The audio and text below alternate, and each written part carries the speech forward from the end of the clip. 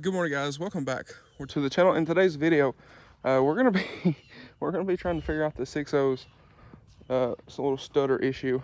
So what we're doing right now is we're gonna go get stuff to make a hose for my fuel pressure tester. So y'all seen in the last video we went and I bought a fuel pressure tester. Well, the only thing we could check is with the truck idling, and we really can't get an idea with the truck idling. And it actually seemed to me like, from the research that I've done, it was actually a little bit low even at idle. So what we're gonna do is we're gonna go get some fittings and stuff to make a hose, and then we're gonna take the truck on a drive and do a couple of full throttle runs and see what we have for fuel pressure. So anyway, we're gonna hop in the blue truck and head up here. Hopefully everything will be in Greenbrier that we need. Or if nothing else, we can run to Conway. It's not a big deal. But anyway, let's run and we'll see what we can figure out. All right, guys. So we got some fuel line and some fittings, and we made it work. So we got this kind of through here. It does pinch it a little bit, but it works. So we had it routed another way, and it pinched it, and it didn't work. It went up and stuck. So this works. So we're gonna find something to cap this dripping diesel from when we tested it the other day. So we're gonna cap that, and I'm gonna take this for a ride, letting it warm up, get up to operating temp, and we'll take this thing out and do a couple wide open hits, and we'll see what it does. I'm kind of interested to see what it does. You know, this may not be exact because we're running it through the fender and through here and, you know, whatever, but this should be able to give us a good idea, because this is pretty consistent to what we were looking at the other day. So like I said, we're gonna let this thing warm up some and take it for a drive and see what it does. Okay, guys, so sorry if this is loud. It's hot today and the air conditioner is actually working, so I'm letting it roll. But yesterday we got our extended hose situation figured out, and come back, run our test full throttle, and I'll put a video up here on the screen of that.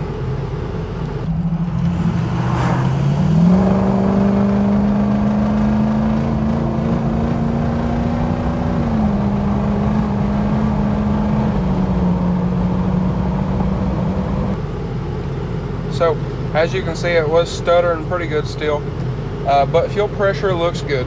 So I was actually working on some stuff today. Y'all can see that. Actually working on some stuff with that. Y'all seen the video where we went and picked the stuff up, but just stay tuned for the next couple videos. So we have to do a few things, and I'm going to need another hand. Or I don't have to have another hand, it would just be nice. But anyway, regardless, I was talking to a buddy of mine that I went to school with, and was like really one of the two friends I still have from high school. He works at his cousins or uncles or something owns a dealership around here. He used to work there, and I think he still does, but I don't remember that for sure. But anyway, he said one of their mechanics has a nice scanner that we can use to see if we can monitor ICP voltage, because that's what Matt over at Blessed Performance recommended. So regardless, we're going to head over there and let this thing warm up just a little bit. We're going to head over there and see what we can figure out. Now, again, unplug this.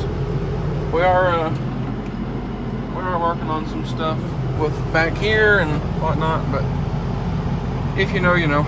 If you don't, stay tuned for the next couple videos. But anyway, like I said, we're gonna head over there. I probably won't do much filming over there, but we'll head over there, grab that, and I think Austin's gonna ride with me. We're gonna do another full throttle little pull, and well, see what we can figure out about this thing, because I would like to get it fixed. I mean, it's not like super crucial. I mean, I can still drive the truck. I just can't beat on it, which is fine. It's not like I beat on this truck every time I drive it. But, you know, if you need to pass somebody, you need to pass somebody. And, I mean, it's only going to get worse. So, that's kind of where we're at. But, anyway, like I said, I'm going to head up here. And, we'll see what we can figure out. Alright. So, it is the next day. Don't worry about this. We're working on that. That's also why the seats are all the way forward, and well, we're gonna have to take the back seat out. But regardless, it is the next day. So I just kind of came out here. We're not working on the truck tonight. I just kind of came out here to get out of the house. But regardless, so yesterday afternoon we went to a place here local, where my buddy Austin was actually working on his Mazda 3 Speed. He had some boost leaks and stuff with it, but one of the guys that worked there actually let us use his scanner, so big thank you to him. And we plugged it into this thing and took it for a drive, and well, I'll put a video up here on the screen.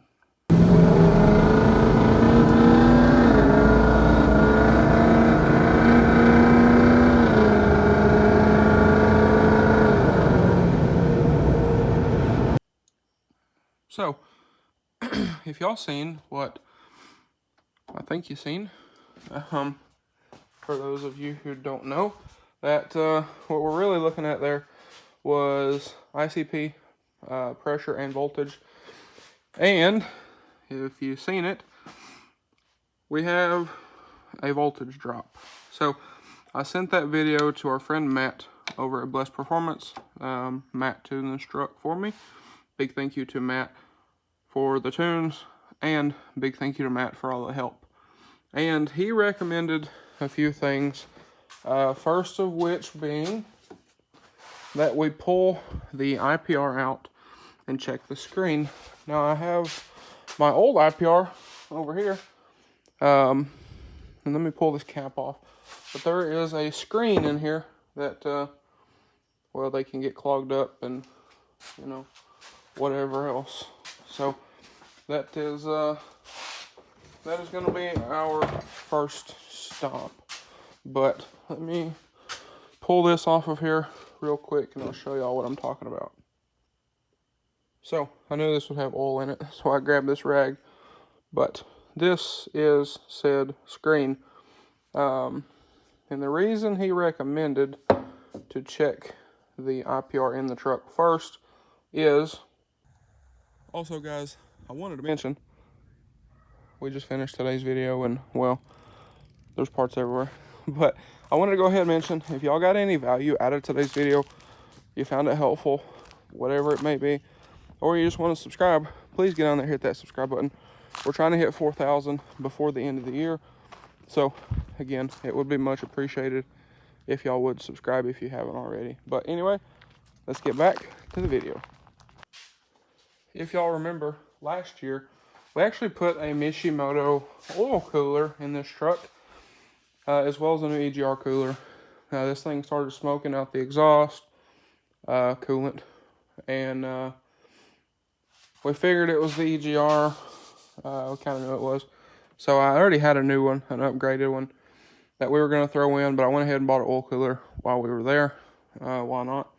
And what Matt was saying is, since we replaced it last year, we've only put like 4,000 or so miles on the truck, but we need to check that screen first.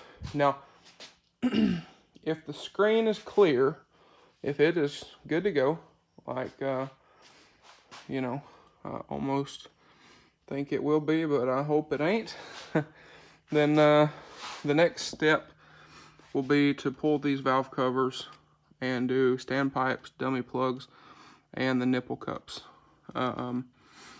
He did say it could be just an O-ring on the nipple cups, but, you know, if you're doing all that, you might as well upgrade them.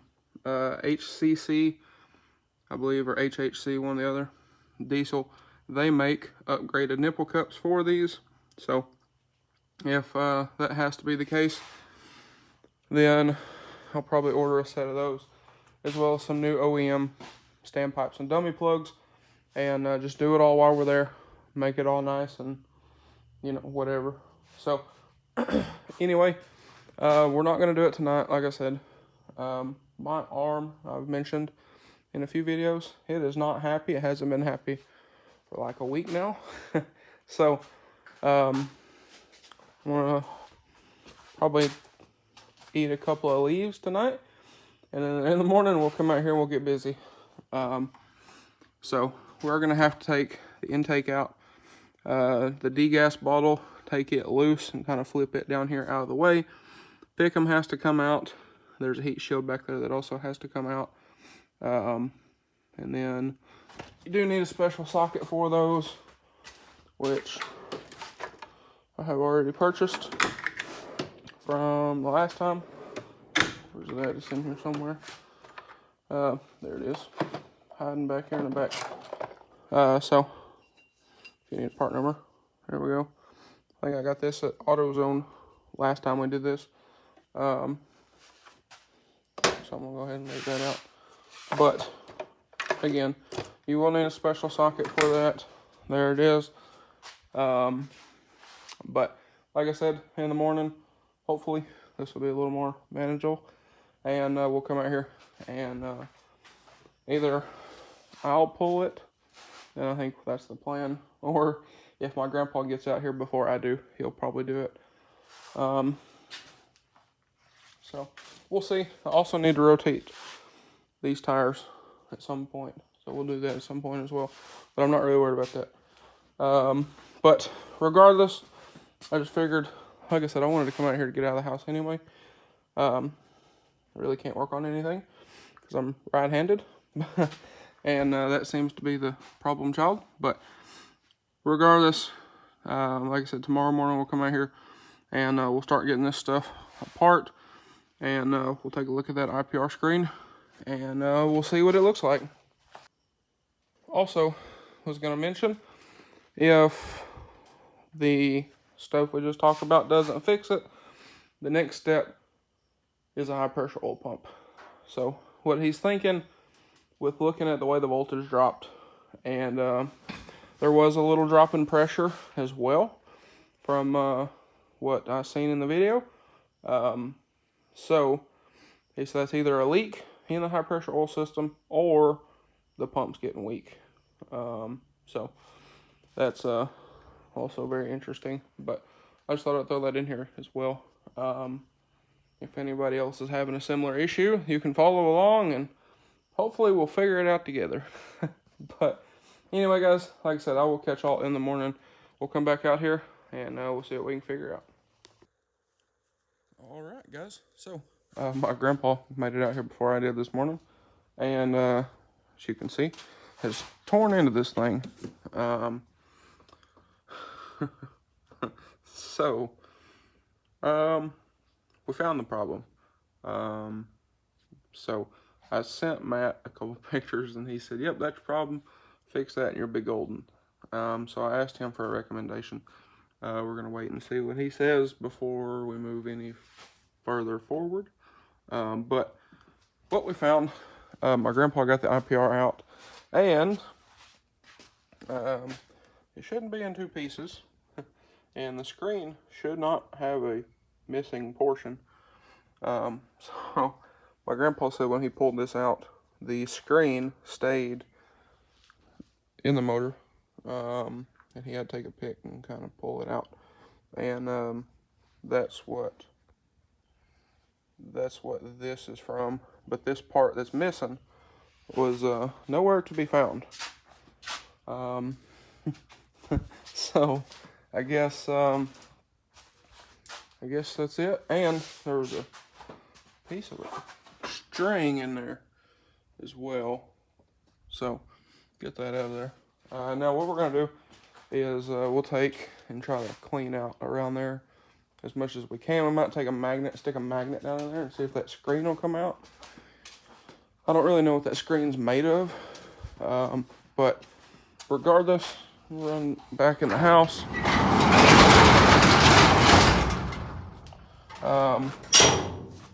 And we'll see if we, so I asked Matt, I said, well, you know, would you do a whole IPR replacement? Because that's what I was thinking, just replace the whole thing. Or, you know, just the screen. I know you can buy just the screen, but I don't know if it's worth it to order the screen and wait for it to come in, when I'm pretty sure, if I remember correctly, the part stores around here stock those. So we'll see what he says, and go from there. But I guess that does simplify things and does make things a bit cheaper. So I guess can't be too mad about that. But as far as the, you know, like the nipple cups, standpipes, dummy plugs, all that kind of thing, I would still like to do that stuff on that truck because it's got 267,000 miles.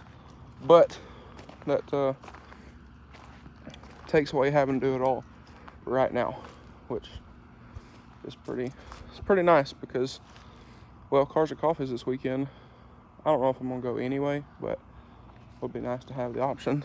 And I like driving that truck a whole lot more than everything else, so I don't want it to be down too long. But anyway, we'll see what Matt says. And again, big thank you to Matt over at Blessed Performance. Super helpful. Matt, I do appreciate you. But anyway, we'll see what he says, and we will go from there. All right. So, I talked to Matt. Matt said we could do either. So I went ahead and ordered screens. Now again, that IPR valve we put in late 2020, early 2021, somewhere in there. When we had the wire harness issue, that also got us to replace this computer and that FICM, and a bunch of other stuff we also replaced at the same time. Cam sensor, crank sensor, the oil pressure sensor because the pins got bent when we were doing the harness. The FICM harness was part of that as well, or the injector harnesses, or harness rather, and a bunch of other stuff we did at the same time. So regardless, ordered a new screen and O-rings for it. So those should be here next week. Now, I hate to do this, but I'm going to go ahead and end out the video here because I don't like holding videos in my phone that long, if that makes sense. So, like I said, we'll probably end out the video here. We got a bunch of other stuff that we're going to be working on while this thing is in here. We might as well. So, if y'all, I don't think I ever talked about this in another video, but we already started running the amp wires while we had the radio out. They're in here. So we're going to take these. I got a bunch of decals to do today. So I don't know if we're going to get to this today. I have a friend tomorrow. Not tomorrow. I believe she's going to come over one day this week, and we're going to work on that.